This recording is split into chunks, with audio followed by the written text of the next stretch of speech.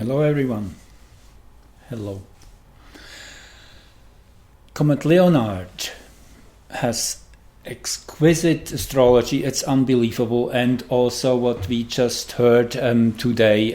It's just unbelievable how planet Venus and the comet, they have something going together, and I will show you how this plays out, and it's quite remarkable. So there's some amazing auspicious signs here.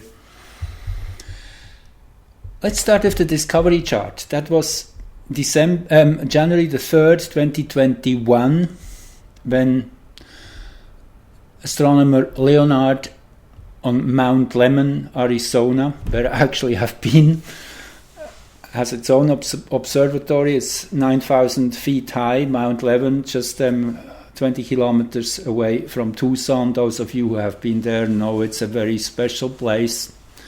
It can be a beautiful, warm spring day with cherry blossoming in Tucson, and you go up to Mount Lemmon and you have lots of snow. At least that's what happened one time we were down there.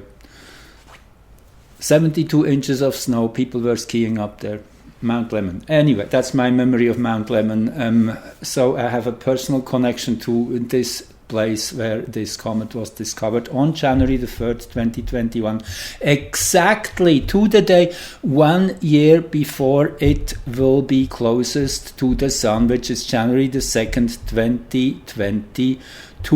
And this chart I have here right next, lined up for you. That is the moment when the comet will be exactly at its perihelion. And this is the heliocentric chart. We will look into these charts a little deeper as we go. Just when I wanted to share this quite remarkable synchronicity. I think that's the right word to use here.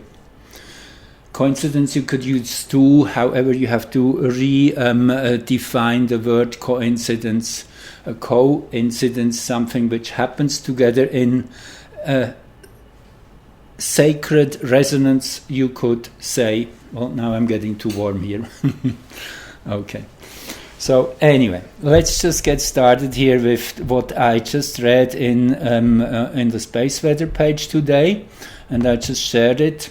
Well, let's start off with this one, which I posted a few days ago here on my Facebook group, Celestial Rhythms. For those of you who are not yet familiar with my Facebook group, that's where I'm making most of my posts, where I post regularly, pretty much daily.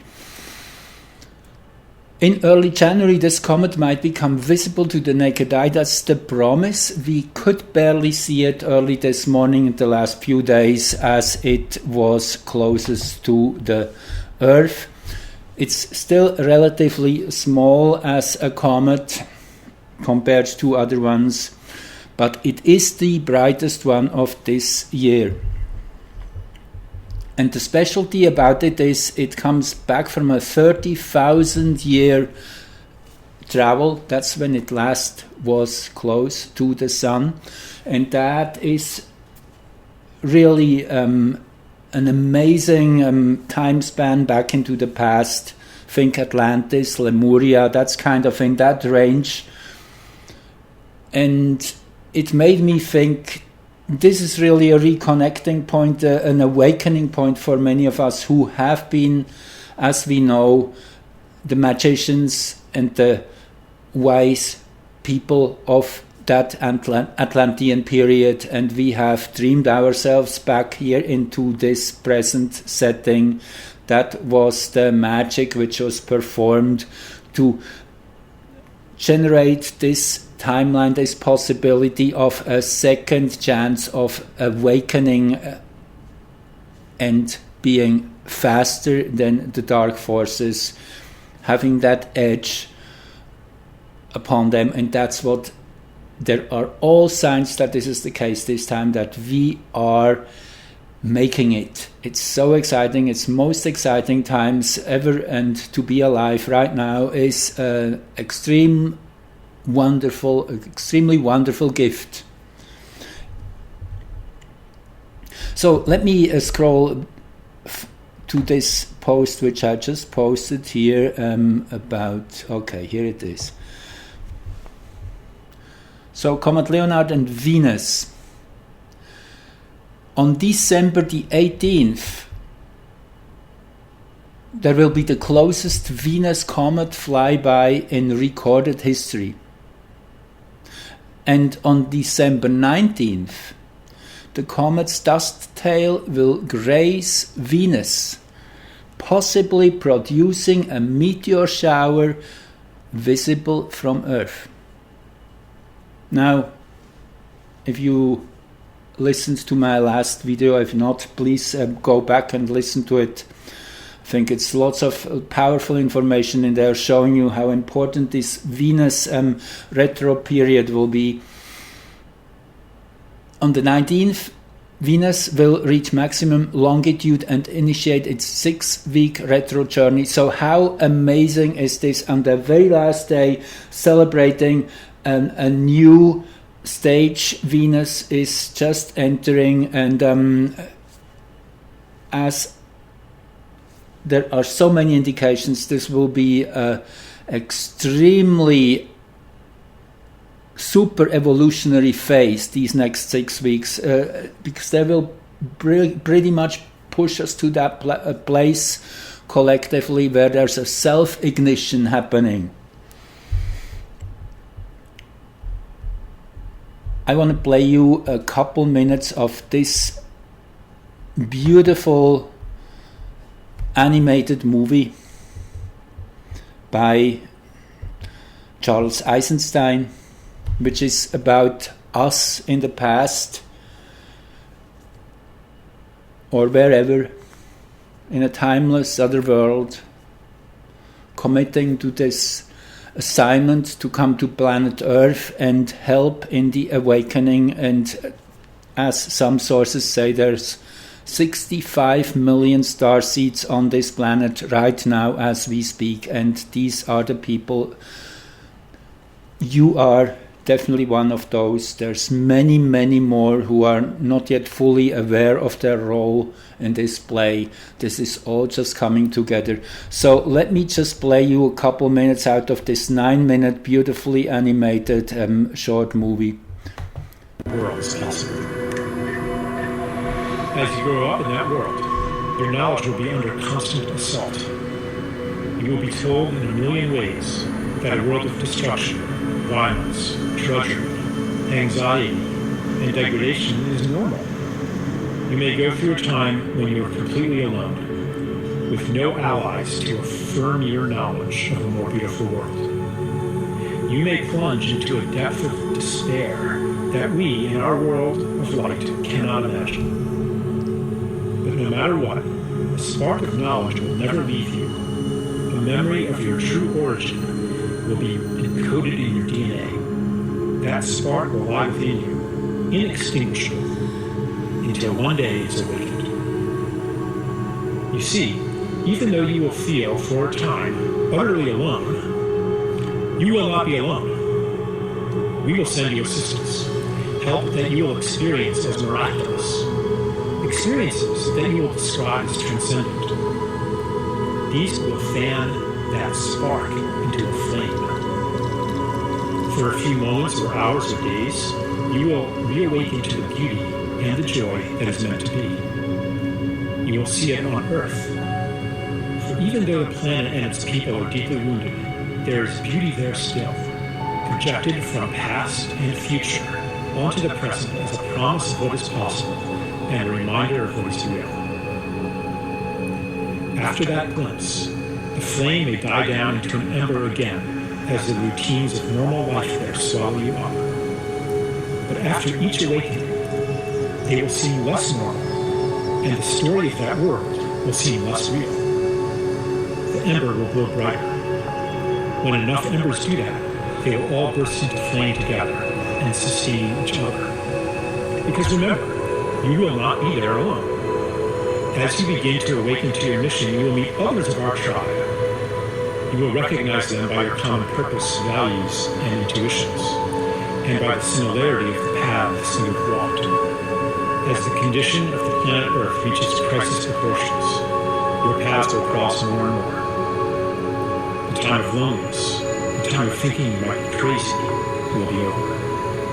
You will find the people of your tribe all over the Earth and become aware of them through the long-distance communication technologies used on that planet. But the real shift, the real quickening, will happen in face-to-face gatherings in special places. When many of you gather together, you will launch a new stage on your journey, a journey that, I assure you, will end where it begins right now. Then, the mission that lay unconscious within you will flower into consciousness.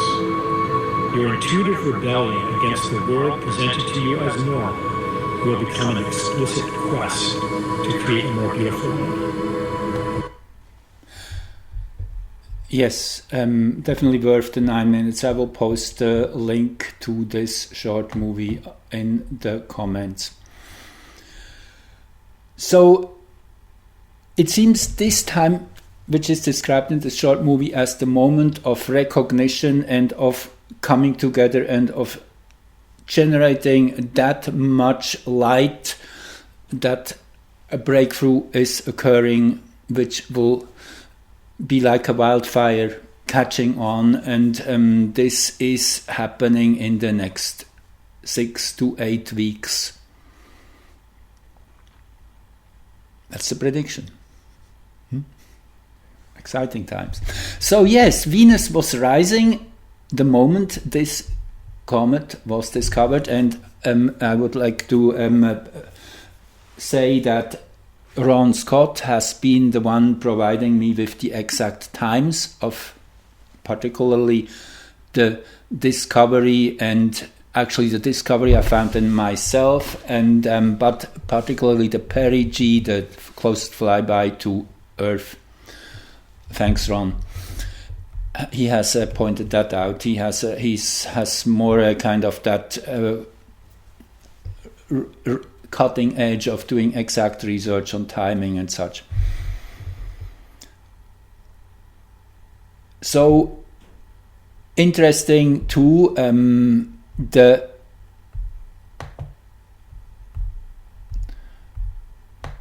MPEG, that's the Minor Planet Center, that's where all the new bodies are announced. On January 10, that was a week after it was discovered when it was announced, and it was circular A99. I liked that particularly, that is the 99 there. So that is when you see all the observations, and these are the one here with the star, that was the discovery plate on the January the 3rd at 0.54226514 of the astronomical day, which is in universal time, and that translates to 1:0052 p.m. universal time on Mount Lemmon. Aside from Venus and the south node rising here at the 23rd degree of Sag, which is in Hexagram 26, taming power of the great, which we are right now still in till tomorrow, which is a powerful hexagram. It's, as I call it, the heart of the Sagittarian energy, of which has so much strength and intention to generate the necessary energy for breakthroughs, and that's the energy which is here now at the foundation of this comet when it was discovered, and that's the same energy which we will have when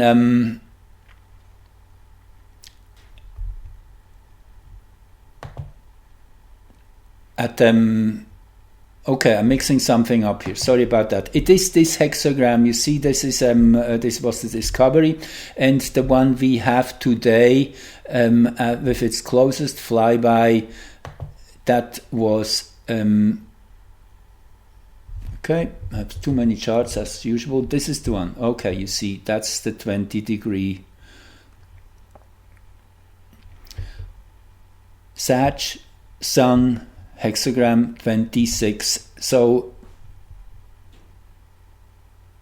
if we go back here quickly, one more thing I want to point out in this chart is the midheaven, midnight axis with Maki and Chiron here.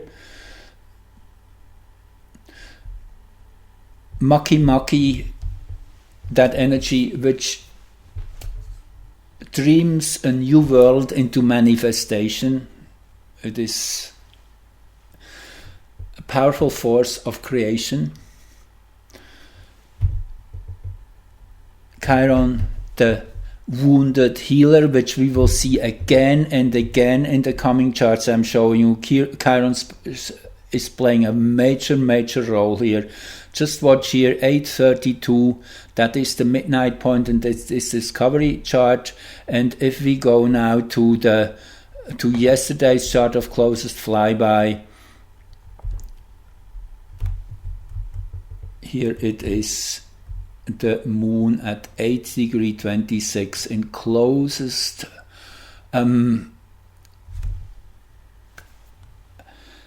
applying conjunction with Chiron. That is the most powerful setting two planets can have, is when they move towards each other and still they're not yet fully in the same degree. There's an immense pressure here, and showing that things are just about to really get extreme. So we are really hitting this place where things are going to fall apart. And just today I was listening to the monthly message from Oracle Girl Jacqueline Hobbs, and she gave the very clear warning, which she did do at least once before, but this time she repeated it even with more emphasis, to disengage from the old world. That we have to consciously stop feeding the system, to get out of its footprints. It's already in the process of falling. And you want to be sure you won't be taken down with it. This is the time to disengage. There's nothing we can try salvaging from the old system as much as we might want to. Just think of all these sweet dreams of Nezara and Jazara and such. Just forget about that. It's not happening right now. It won't happen before the big shift has taken place, before the dark powers really have disappeared. This is not possible. I said that years ago already. We have to first have some headway. Otherwise, it will be immediately hijacked, that new system. So we have to wait on that and go through the 0 point, so to say. So don't try to salvage the best from both worlds. It won't be possible. To disengage is much better. Otherwise, the system will haunt you and take you down with it. I think this is really important in our present time, as things will get really extreme. This Moon Chiron conjunction shows it. Uranus rising, I guess this is self-evident. I don't have to say too much about that. Uranus rising, that is, yes, things will be shaken through, and Comet Leonard seems to be the one special ingredient here to show us that it is not an accident where we are. There is some divine guidance. Comets are wild cards, as I said before, something which has not been predictable, so to say. And comets, they change their trajectory as they come in. So the comet's path had been recalculated on a daily basis, and slightly adjusted, and the comet will not leave on the same trajectory it came in. It will not be continuing this elliptical long-range motion. It will move out on a hyperbolical curve, which means it never will come back, and this in itself is an interestingly important nugget of information. It initiates something which will never come back.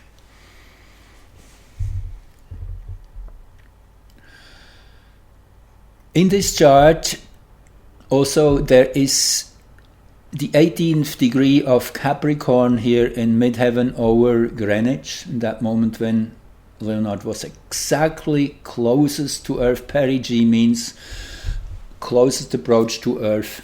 And I quickly want to show you this. There is this amazing great tool for those of you who are not aware of it, from JPL, Jet Propulsion Laboratories, which allows you to animate and actually not just animate the any planetary body's motion.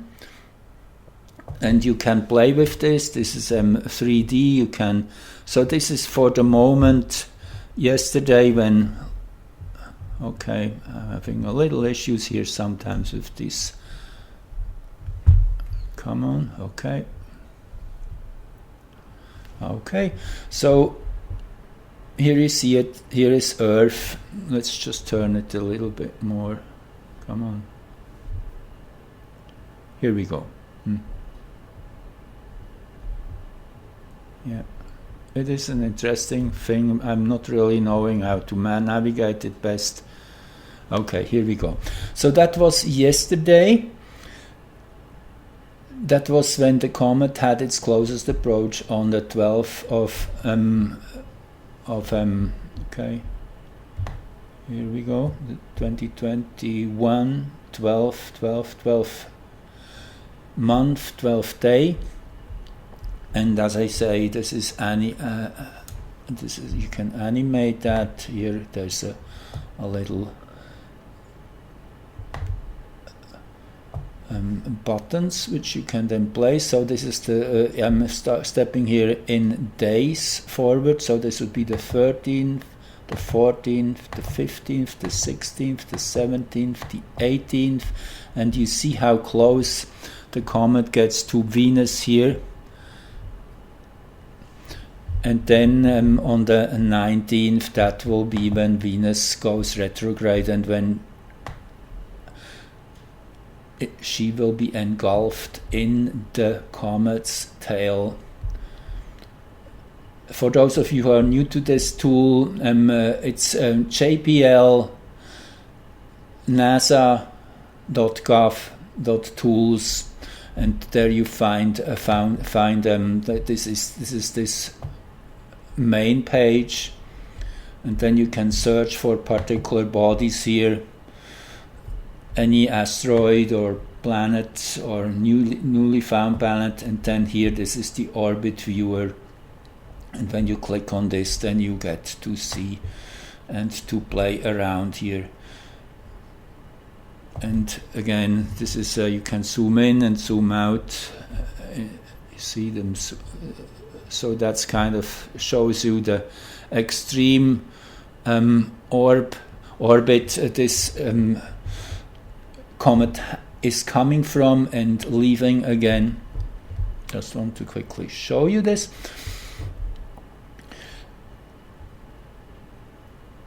Just quickly, another note, as we are in the Mayan calendar right now in the last day of this castle, of this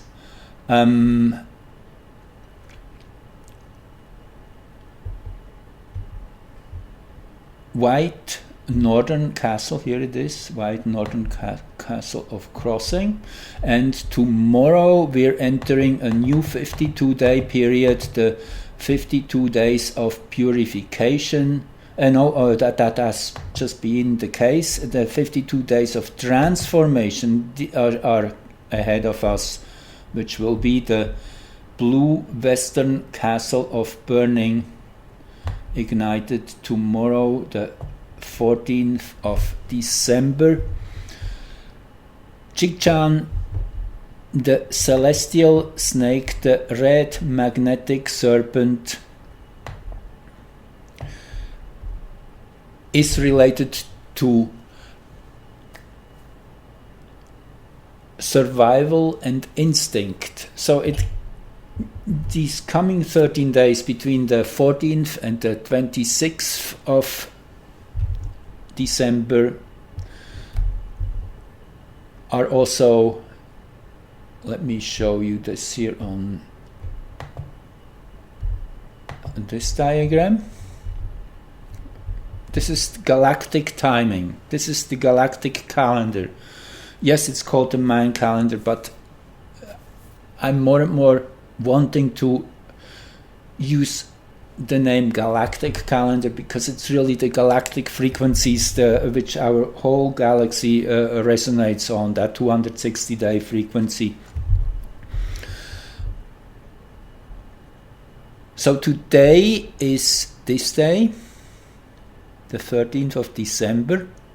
Tomorrow, the 14th, one Chikchan, and then we're entering here this central columns, which is the blue western castle of transformation. And then we have 10 portal days from the 15th to the 24th.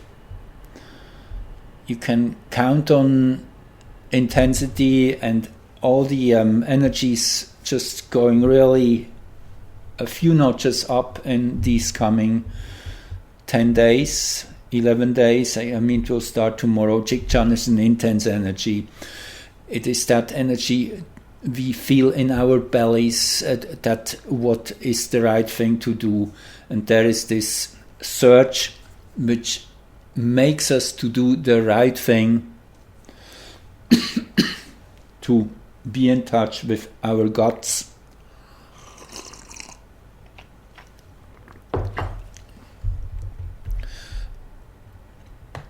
Okay, so let's go back here.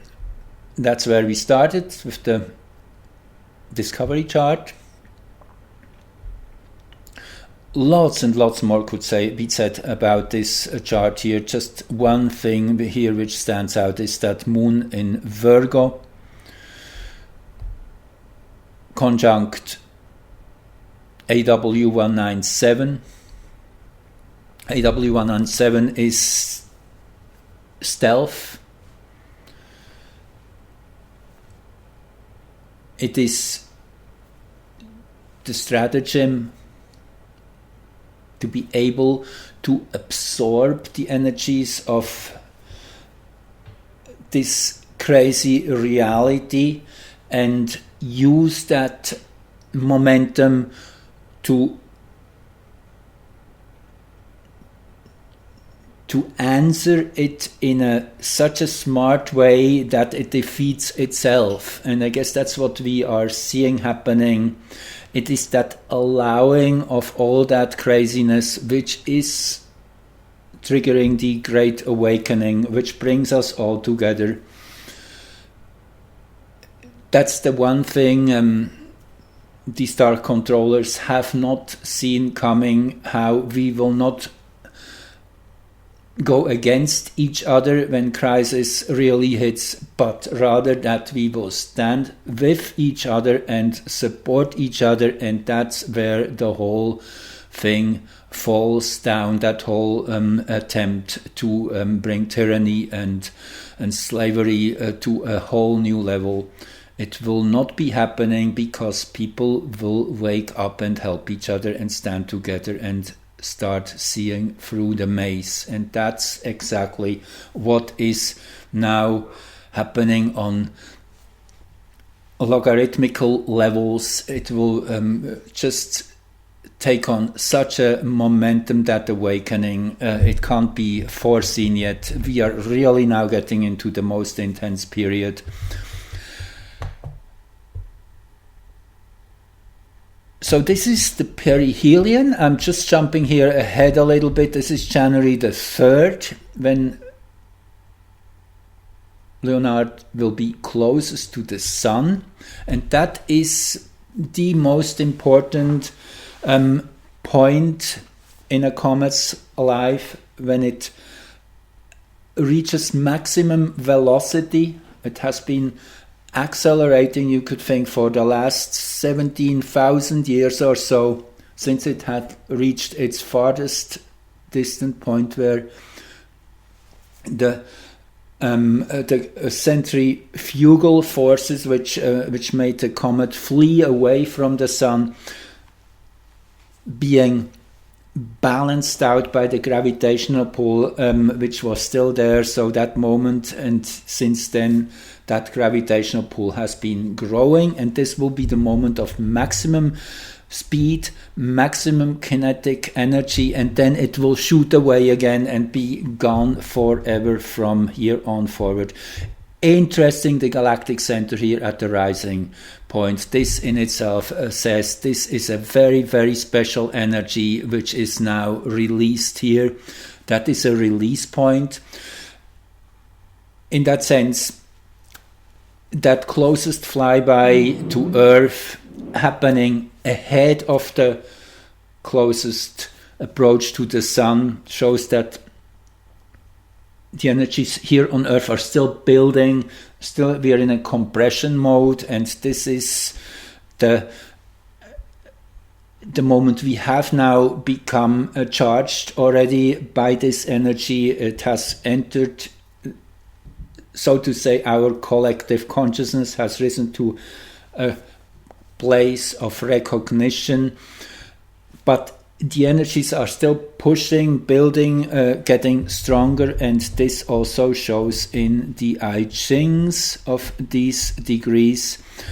I'm jumping here a bit forth and back, and forgive me about that. I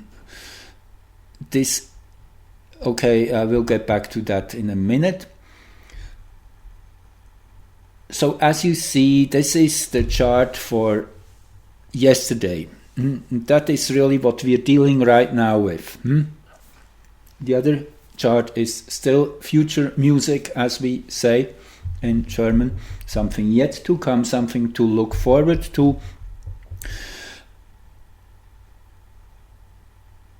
Let me just go to the hexagrams here for a minute. So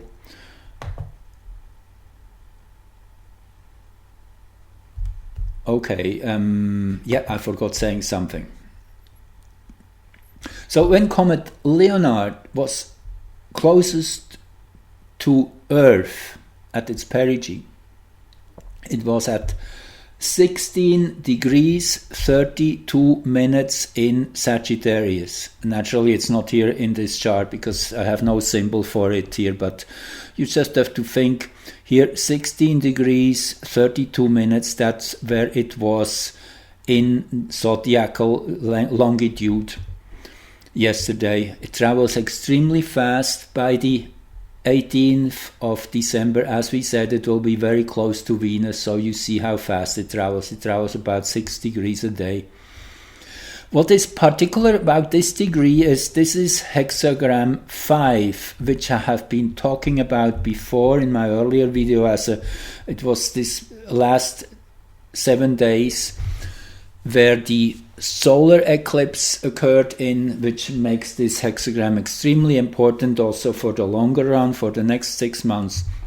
And here we go. Also, Comet Leonard is having its earth seeding moment in this energy. And now let's see what this hexagram means, particularly this top line where it is the second line where it is meeting, and you see it is the second line. Here you have the breakdown again. I have it here on this page too. It was 1632. That is this line here. Here the lowest one. Come on. Of hexagram 5. This one. So it is hexagram 5, the last line between 1603.45 to 17 degrees Sag.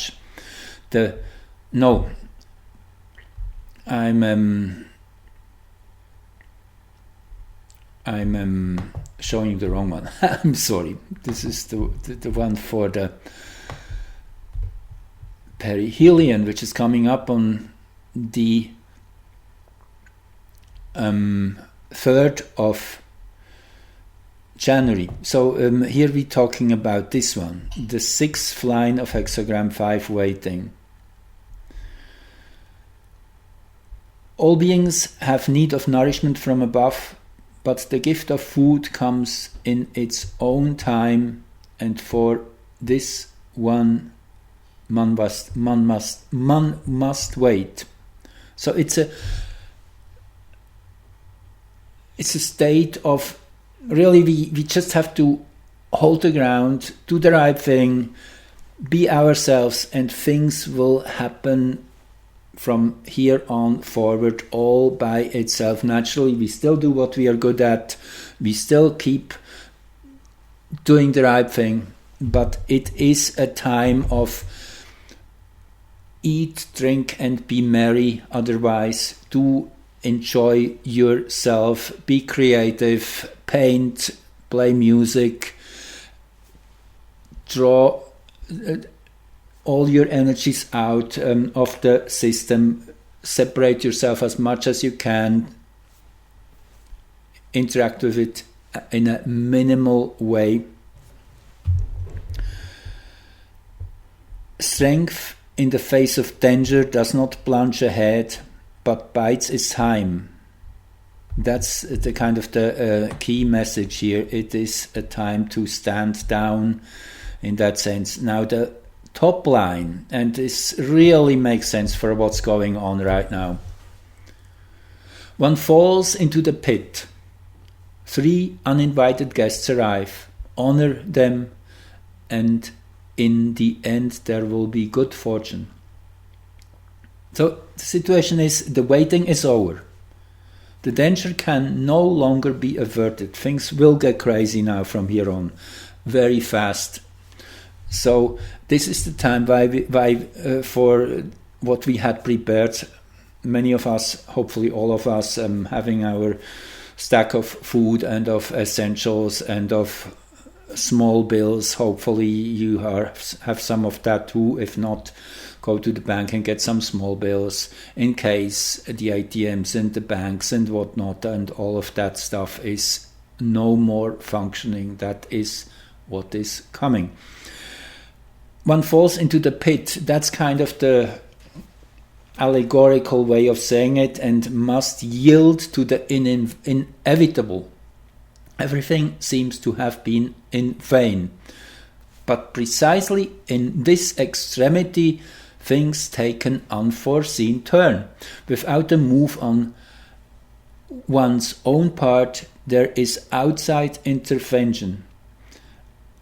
Now that doesn't say that we wait for someone else to do the job. It just means that something is happening which we have no control over, which will be taking care of itself. At first one cannot be sure of its meaning. It is rescue or is it destruction? A person in this situation must keep his mind alert and not withdraw into himself with a sulky gesture of refusal, but must greet the new turn with respect. So don't judge appearances by its cover. It might have some totally different content than you think.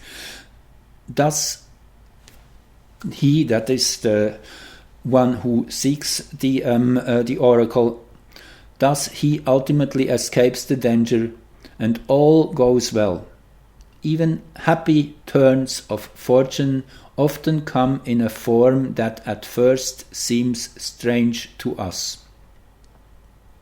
And that changing line into hexagram 9, This is, you see that is always the line where a planet is the one which is activated in that sense. So we are speaking here now of the sixth line, and if this sixth line here on top changes into a masculine drawn through line, then we are seeing the change into hexagram 9. That's why it's called the Book of Changes, because it is a dynamic system.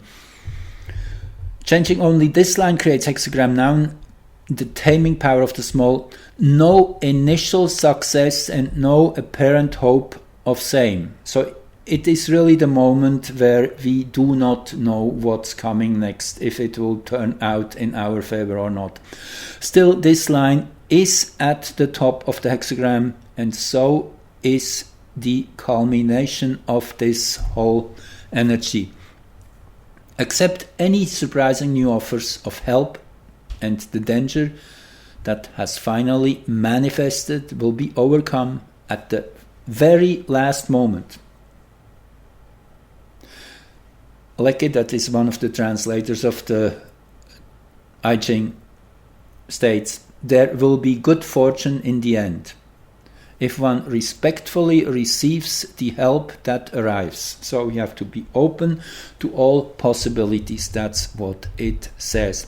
Now let's jump ahead to the degree where the comet will have its closest approach to the sun, as seen from the sun heliocentrically. So that is the, you could say, that is the basic theme of this energy, what it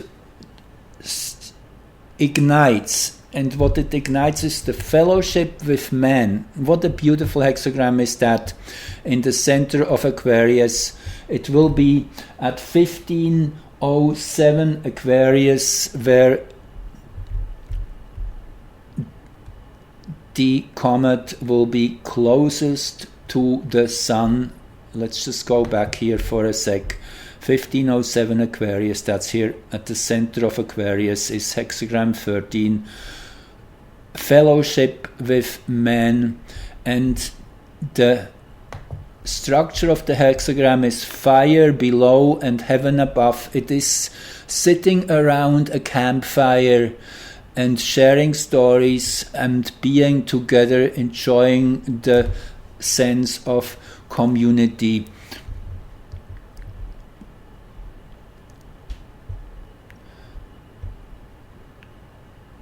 It is the second line that, by virtue of its central character, unites the 5 strong lines around it. And guess what? In which line the two that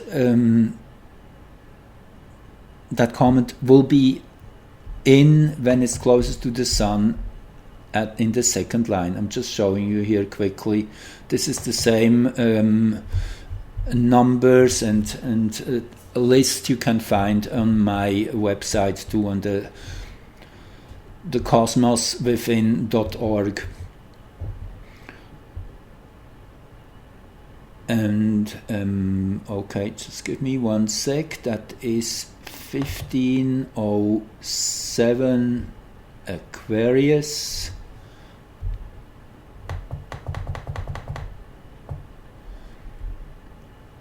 That is this line here.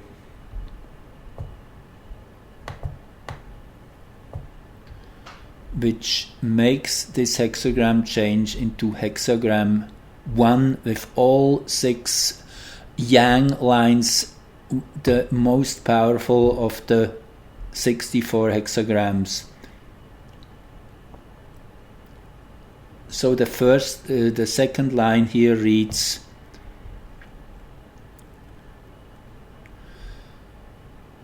there is danger here of formation of a separate faction on the basis of personal and egoistic interests. Such factions which are exclusive and, instead of welcoming all men, must condemn one group in order to unite the other, originate from low motives, and therefore lead in the course of time to humiliation. So there's a warning here.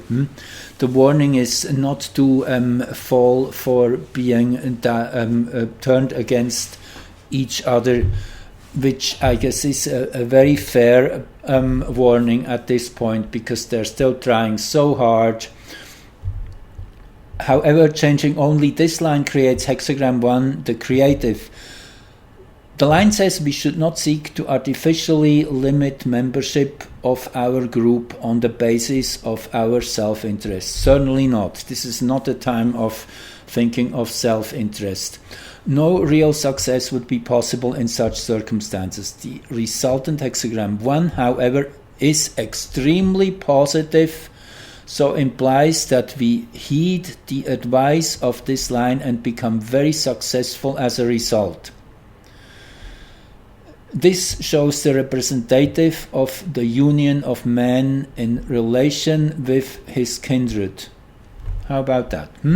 This seems to say that small, petty, special interest groups will provide only a limited and partial union, and this is not for the best. So this is not what's going on. I guess we get the message. So there is a big warning here in this, but generally speaking, the 13th hexagram, let's just show you once more, is that fire under the open sky of coming together as a species, as a one humanity.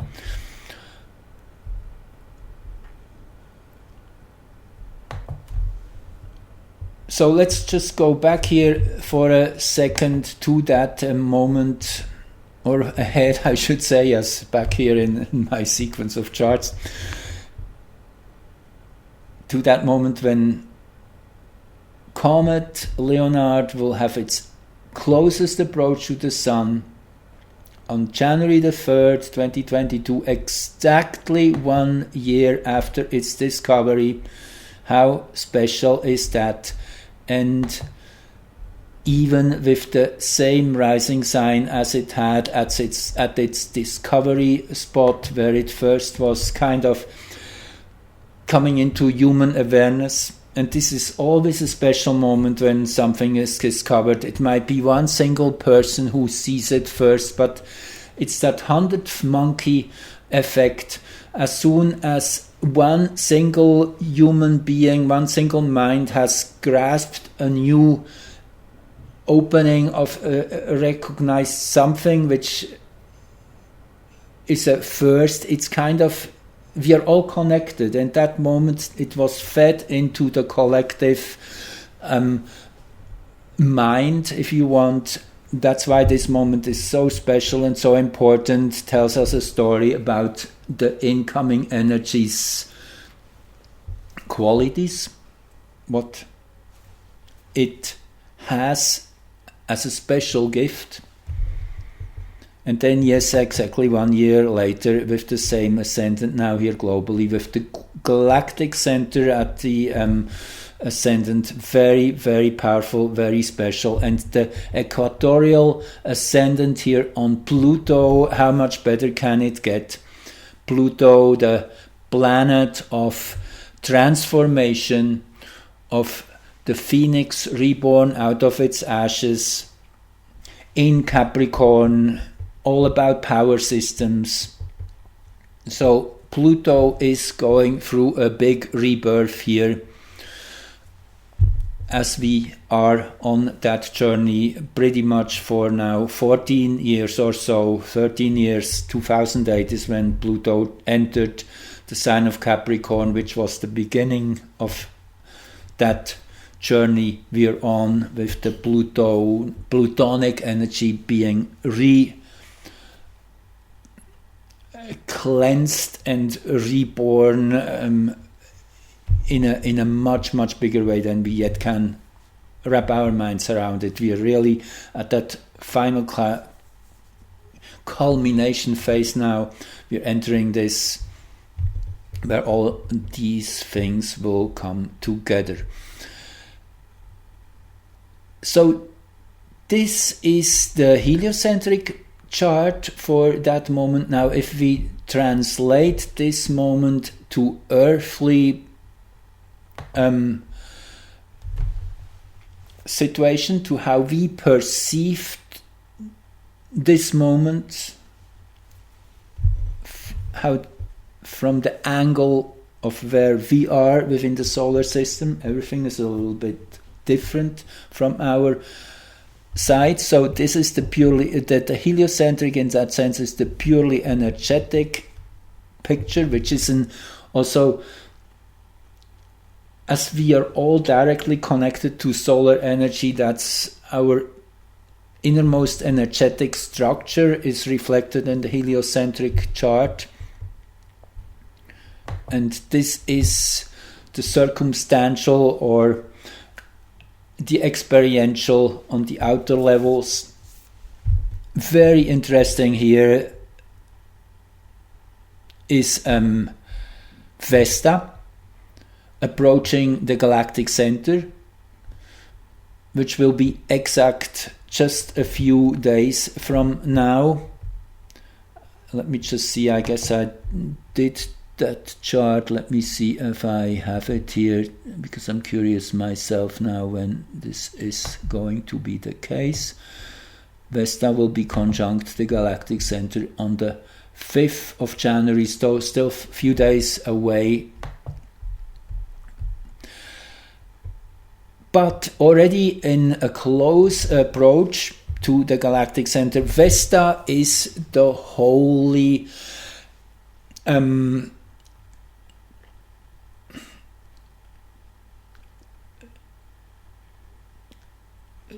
motive, you could say. What that burning desire for a spiritual revolution, an upgrade in who we are. This is very much Vesta. Vesta is very spiritually oriented. She's strongly committed to the work which is involved in that. So this is in itself a wonderful sign, a wonderful confirmation that we are on track with Hygeia here in the zenith. Hygeia, health, well-being. It is hidden in this chart that that the roots are laid in that moment for things to get better. Now it gets even better, because just one day after Comet Leonard's Perihelion, its closest approach to the Sun, Earth will have its closest approach to the Sun. How about that? That's Earth's perihelion on the 4th of January, with pretty much the exact same configuration. Look at that. That is 4th of January, 6:52 a.m. in Greenwich Mean Time. And let's just zoom back here. This is January 3rd, 7:04 a.m. So just a little less than 24 hours later, those of you who follow my work know how much importance I give these two moments when Earth is at its closest approach to the Sun and reaching the farthest distant point in July. Those two turning points, the perihelion, the closest, the aphelion, the farthest, which in my understanding are the two most powerful moments for prediction, to understand what our relationship with the greater cosmos will manifest as over the coming 6 months. And I said repeatedly, I started saying that pretty much as soon as I had seen that chart, that between July 2021 and early January 2022, that would be the most difficult stretch we had to go through. From all the years I have been looking at these alignments, this has been super difficult showing itself, and that's exactly where we're at. So there's no surprise there. So, however, this perihelion of January the 4th is extremely auspicious, much better than what we are coming from. So there's big promise here too, with the moon in Aquarius here at 5 degrees Aquarius. There's so much going on here in these degrees. The sun, part of fortune, Juno, which is partnership, Venus still in retrogression, still approaching the reboot moment when Sun, Venus and Earth are exactly in one line, which will be on the 9th happening of January, when the synodic Venus cycle will be reignited. I have this chart here too for you in a minute. But there's so much going on. Then Pluto is here still close by, and then in Aquarius we have Mercury and the moon here in a conjunction, Saturn at 12 degrees, and then Jupiter here at 1 degree Pisces. This is a beautiful lineup of planets, particularly this Aquarius moon, Mercury, Venus, Juno and the Sun. Many signs of hope that yes, we are through the worst by early January. It might still be very tumultuous for a few weeks from there on. I'm expecting, as I said before, till about mid-February, and then it peters out and gets more clear. The dust settles and we start seeing a more clear picture, can take an assessment of where we are going as a species. By then things will be much better, much clearer. So anyway, it is all these coincidences, all these synchronicities which are amazing. Now I have a few more charts here I wanted to show you quickly. So again, this is yesterday's Perihelion chart, the 18th degree of Capricorn here in midheaven. And let me show you this chart here. That is this one. No.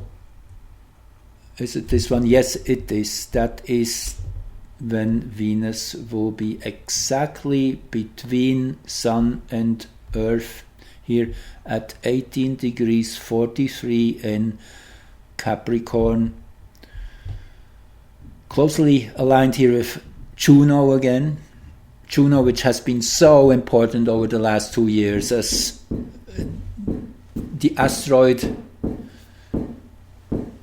energy, that feminine energy of bonding together, of supporting one another. Juno in mythology is Zeus' wife, Hera, the same character, just her Roman counterpart.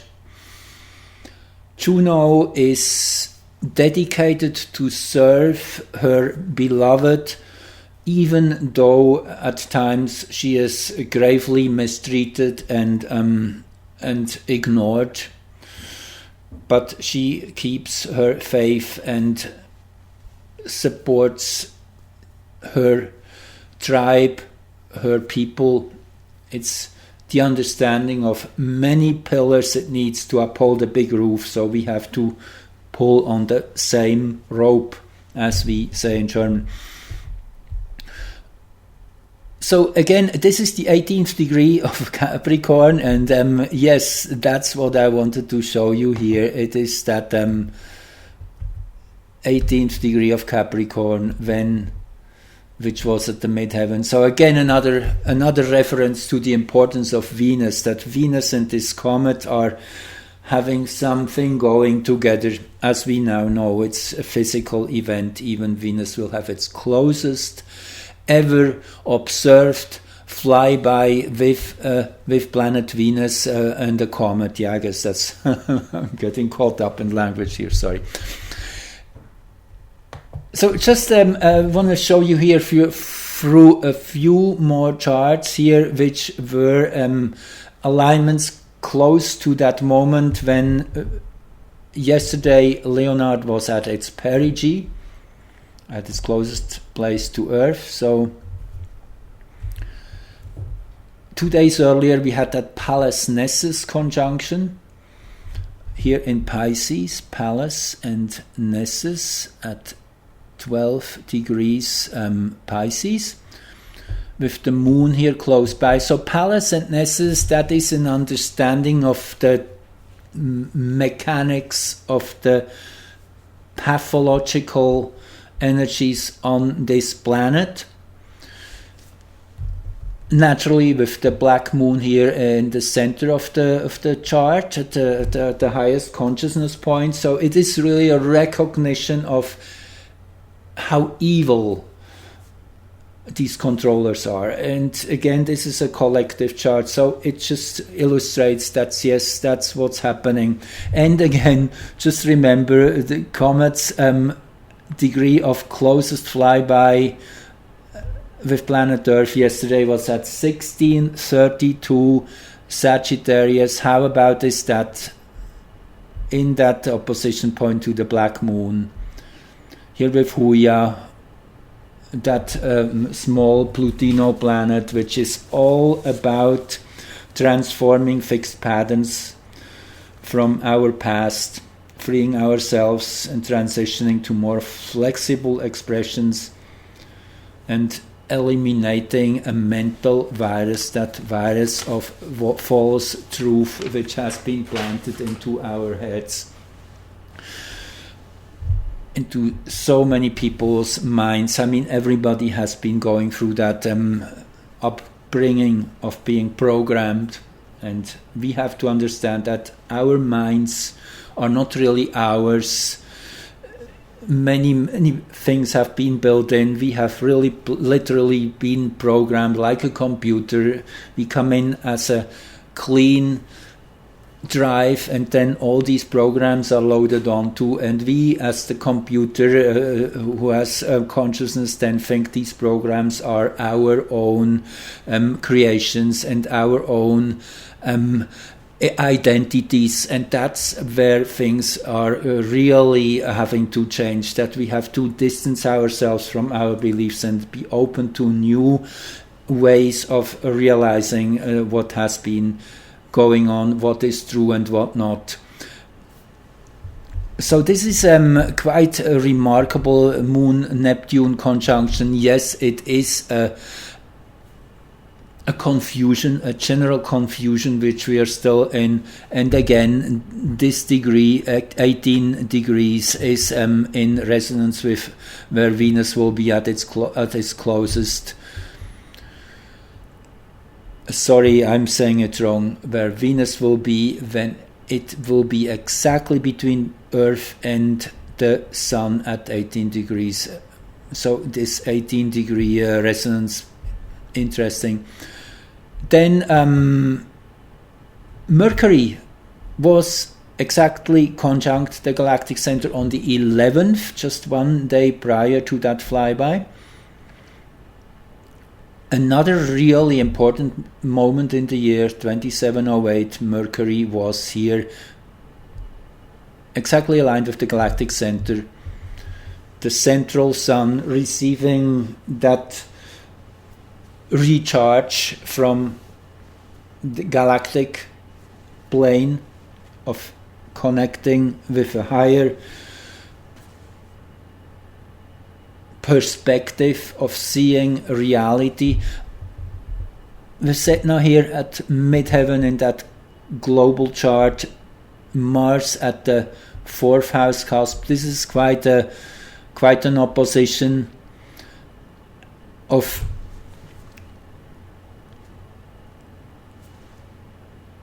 extreme measures on one side, draconic and deeply humiliating and limiting us in all levels.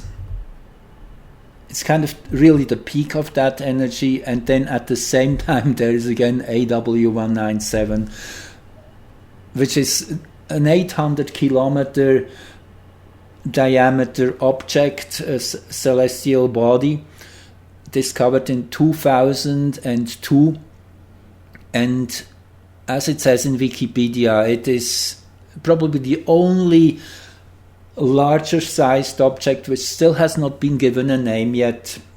It's now 19 years and counting since it has been discovered, and still is kind of under the radar, not fully recognized of what it is. So it totally fits that image, that energy of stealth, of not wanting to be seen, of going under the radar, and of being a spy of sorts, and working along the lines of Aikido, of making yourself small when you're big and making yourself big when you're weak.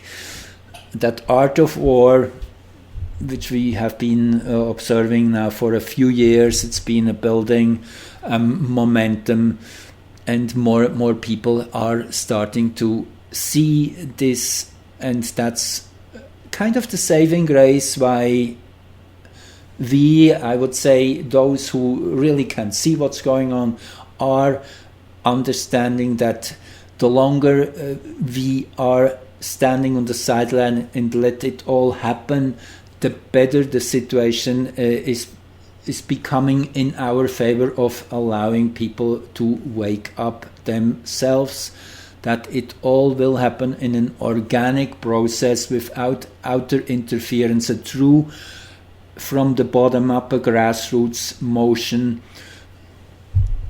So this all is really super interesting. And then Cirrus was exactly at the lunar node, just about an hour or so after, or 2 hours after the closest flyby with Earth of Leonard. Let's just beam back here quickly. That was this chart here. You see, this is 1:53 p.m. the moon at 8:26, and this is 3:49 p.m. something like 2 hours. Yeah. The 22nd degree of Gemini here rising, that connects back to the 22nd degree of Gemini here at the discovery chart at the 7th house cusp. So what is Cirrus and the lunar north node? What is this conjunction telling us about? Cirrus is the unconditional love of a mother for her child. Cirrus is the earth goddess who nourishes us, but who also can be extremely hurt and going through deep pain when there is suffering observed. So it is a Cirrus is said to have gone through these extreme cycles of grief after her daughter Persephone was abducted by Hades. It's the same character as Pluto. So Cirrus is an interesting energy at the North Node, means it's showing us the urgency of standing up for the weak ones and of going through that process of grief, allowing it to really surface, come into our full consciousness. This is the motor of change the motor of awakening. It has to touch every single human being on this planet in a very personal way. Someone in their family has to feel and manifest all these dark signs of having been poisoned and whatnot, having been mistreated. So this is how the awakening really happens, how we come to our senses and fall out of that dream of being programmed in particular ways. Again, this is still under this Moon Chiron conjunction, which I said before is really the ignition point of waking up to the whole mess, seeing it in its full glory, you could say. However, this is not quite the right word, but I guess you get the image I'm painting here. And then, okay, this is yet another really amazing synchronicity. Just still a few hours later, you see the moon now here at 13 degrees. So a few hours later, Jupiter in an exact sextile aspect with the galactic center to the 2nd of degree. I guess it's 27 degrees, 08 minutes, 54 seconds of arc. An exact sextile. Sextile is a friendly aspect. It is helpful, supportive. And Jupiter, again, is the expansive force, bringing in that strong momentum of change, of expansion, of shift, of that radial momentum, as I described many times. Jupiter contains 61% of the whole solar system's radial momentum. Radial momentum is where things move in a circular way. You constantly have to readjust your vision to a new target point, whereas on a linear momentum you're straight on a line and nothing changes. You are on a track, on a one-way track. With Jupiter you're constantly spun around and having to adjust to a new outlook. That's what the Jupiter force really does, opening our eyes on a constant base to a new possible outcome. Then today, and again, this is still within less than 24 hours of the comet's closest flyby, Mars entered Sagittarius. If we quickly beam back here, see here, this is the chart. Here Mars is at 29-25 Scorpio, here at the very last edge of the sign Scorpio, actually being the planet of highest degree, makes makes Mars particularly powerful as the final recipient of all these energies at its culmination point here in Scorpio, where it is ruling in its domicile, so to say, at the south node here, approaching the south node. This also shows that yes, there's some intense days ahead. This will be exact just about on the 15th or 16th around. So yeah, just fasten your seatbelt in that sense. It's really, we're at the edge of super intensity. And again, it's a good thing. It's super important to allow that to be the case. Again, the 18th degree of Capricorn here, where Venus will have its closest, I keep saying it wrong, where Venus will be exactly between Sun and Earth, 18 degrees.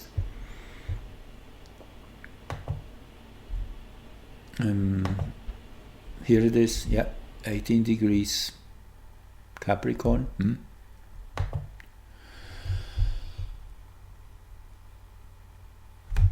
the moon actually here, 18 degrees 43 in Aries, an exact t-square to the ascendant descendant here, an exact square to the place where Venus and the Sun will meet from Earth's perspective. Now I again have the wrong chart here, that's the one. 1843, actually dead on exact to the minute of degree. Very, very special again. These things happen very rarely. Okay, I have a few more charts here, as I have kind of, just a few more charts, a little add-ons. That is Comet Leonard's closest approach as it was experienced in Phoenix, Arizona. Phoenix as such an interesting name for a city. Phoenix reborn out of its ashes, and Phoenix has been announced already quite a while ago as most likely the new capital of the United States after the whole shift of energies of power structures, when everything has been rearranged in a healthy way. So I just found this interesting. If we compare this to the birth chart of the nation, with that same degree rising in Philadelphia, Pennsylvania, on that important day, the Independence Day, when that intention was signed, of which really was an intention, and which shows you the power of intention again. So this same degree activated here in Phoenix is an interesting omen. Also, considering that this degree where the moon is in the American chart, 2712 in Aquarius, that is where Jupiter today, as we speak, is in. That means Jupiter by transit has an exact conjunction with the American nation's natal moon, and that is the moment that is calculated for this Washington DC, the still to be capital of the nation. I found that really interesting, that at that moment 25 degrees Aquarius here at the 4th house cusp, with Jupiter here just very tightly conjunct in the 4th house. The 4th house, Jupiter in there, very auspicious. That shows that there is health, wealth and abundance in our home, that we are feeling supported and cared for, and that we get all we need. So this is a great omen for what's to come in the year 2022, of when the dark forces are defeated, that yes, there will be some great abundance and wealth, which will naturally first come in the United States, as they're pretty much at the leading edge of the shift, and all the other nations will come in its wake. It will really starts down there. That's where the seeds have been thrown in the ground now years ago, with President Trump's election in late 2016. That was really the shift. I have talked about that before, in tandem with Brexit. That was really the year of the great changes, 2016, then in 2017 kind of then, which was allowing for this culmination to occur.